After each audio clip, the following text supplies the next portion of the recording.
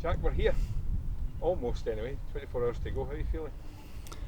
Yeah, I'm delighted that we're back to competitive football. I think when we left this building in March, I don't think at that point we were understood how long it would be before we got back to playing competitive action. So, albeit still in very different circumstances, but nice. Even having you guys here today feels a little bit more normal. Albeit you look a little different, but yeah, it's just nice to have a game to look forward to in a competitive match. It is competitive as well, and you've been playing matches against your opponents.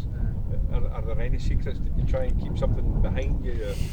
How do you do that? Yeah, I think that's a really difficult challenge, Brian, because as you mentioned, I think with the exception of the old firm obviously who went to France, we've all played against each other.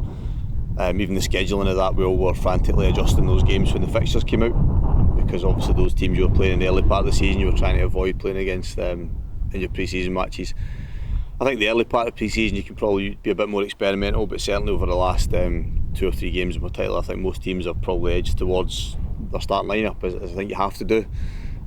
Nowadays, I think the information that's available makes it very difficult to do anything in secret anyway. So it has been different in that respect, and not ideal. But as I said, at least we're back playing football. Lots of games early on, Jack. I think six games or something in the first month. Are you confident that we'll actually complete the season this year? And I mean, even today, just arriving here, we're hearing some areas in England again going into lockdown.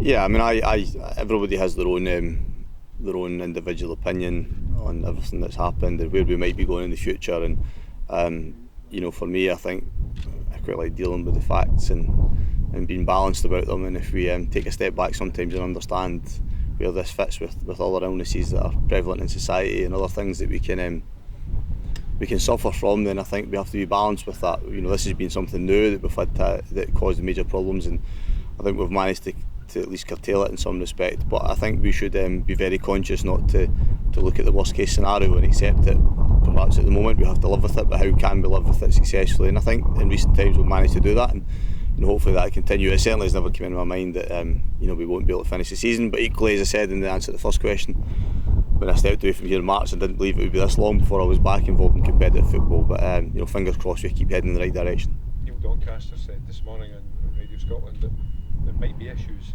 this year. Will these be bumps in the road, do you think, or will just be unforeseen things happen? Yeah, I mean, I think as I said, from my point of view, I'm entering this and believing that everything will continue to go in a positive trajectory. I think we have to ensure that within society we continue to live our lives. And sport is an important part of that. Pastimes are an important part of that. Health and activity is an important part of that, as we've seen recently. So if we can continue to move in the direction we are at the moment, I think it's right to point out that there may be some challenges along the way, but hopefully we can continue on this positive road path we're on at the moment. And do you feel that Hibs are as well prepared as they possibly can be for this whatever this season brings? Yeah, I mean, I think we, like every club, there's been challenges in terms of your preparation. The initial part particularly was very different. Once we were able to go into full training, it became normal, other than the length, the period of inactivity the players had.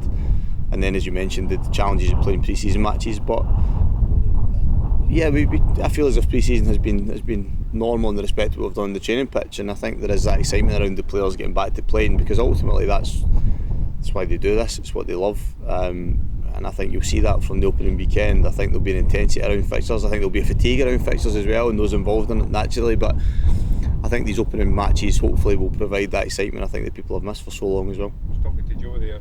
It's a leaner squad, which may well give the likes of Joe more opportunities to play this season. I think you're 4 players in numbers, in terms of numbers down.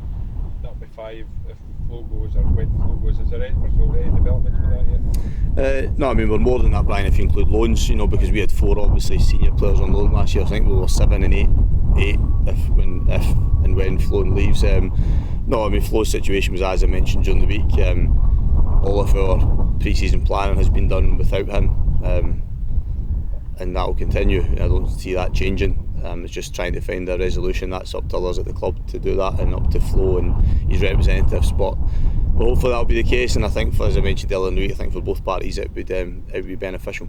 When he goes, will that give you an opportunity to possibly bring somebody in?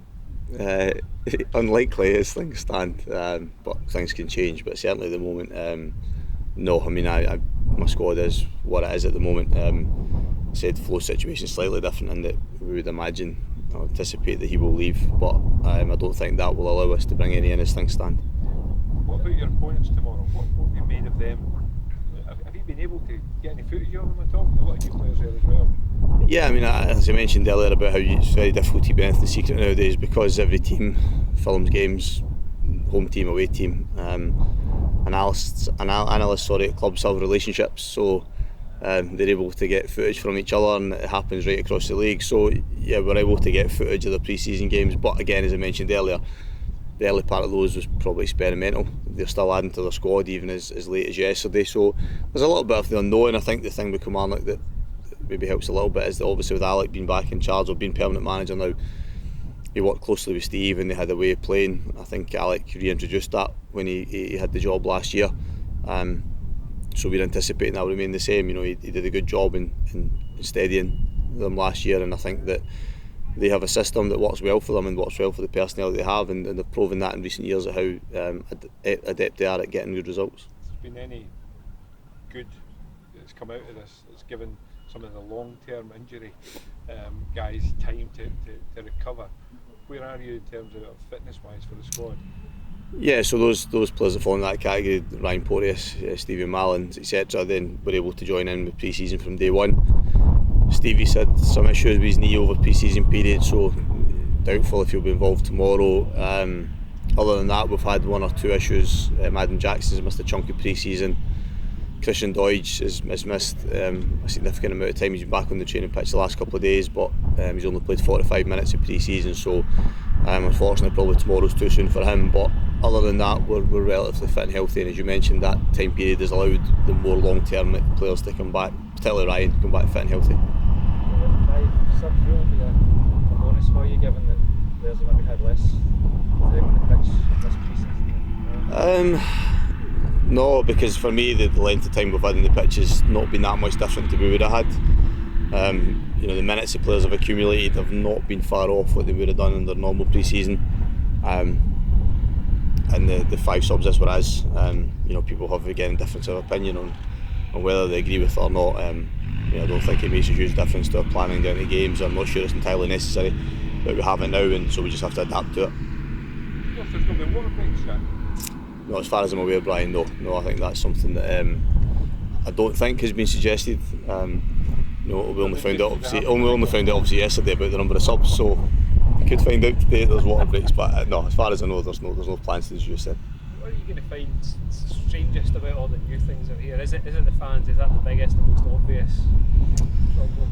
Yeah, in terms of being on the pitch and being outside of the pitch, the absence of supporters makes it very, very different. I think you can't downplay the significance of them being in the stadium and how that impacts upon matches. Other than that, it's not a huge amount different. I think maybe one of the biggest differences will be the adjustment in some of the changing facilities, etc., within stadiums. So, you know, where you enter some away stadiums, where the opposing team comes in. I mean, I think, for example, tomorrow, I understand that Kilmarnock will change behind one of our goals and temporary change of facilities and enter the pitch from there, etc. So those little differences, but I think in the main, it's just that lack of atmosphere that you normally have within matches in Scotland. And there will be a period, I think, of adjustment for players and teams. I think some will benefit players, some will probably find it challenging, but I'm sure they'll adjust. Do you think it's something that you'll get used to, or do you just hope that it doesn't go on so long that you have to? Yeah, I mean, I think they'll become accustomed to it in terms of going about your job properly, but I don't think we would ever accept it being our preference in terms of normality. I think that we would all yearn for that the soonest possible return, I think, to supporters, because even being at Celtic Park for the game on Monday, part of the excitement and what you get from the job is going to places like that and managing or playing and people coming to our stadium, etc. as part of it. Yeah, I mean, I think that it will adapt and the players will just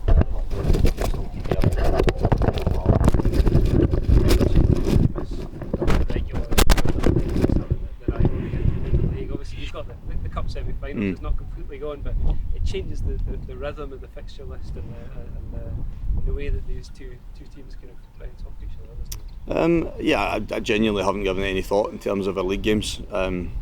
You know, the preparation for our playing was to make sure we were in the best possible condition and try and implement as much as we could in terms of understanding how we want to play. In terms of opponents, your attention usually turns to their immediate opponents and the couple thereafter. In terms of the teams in the league, I haven't really given it too much thought. The semi-final is obviously nice to have to look forward to in the future, but that's some way off as well for us. The fact that in the end it was finished outside the top six despite kind of being there when during the shutdown, does it make the top six an even bigger priority? Is that has to be the minimum for Hibs this year? Yeah, there wasn't much fuss made about that, was there? So yeah, we dropped the place, which we accepted. But yeah, the incentive for us is to be a lot better than we were last year. We have to be better. The expectation is, and the ambition for us is to be better. And I've got every belief that we will be, but we need to prove that obviously on the pitch. And that finishing the top six is a minimum requirement for that progression. With a poor defensive record last season, I think third in most goals conceded.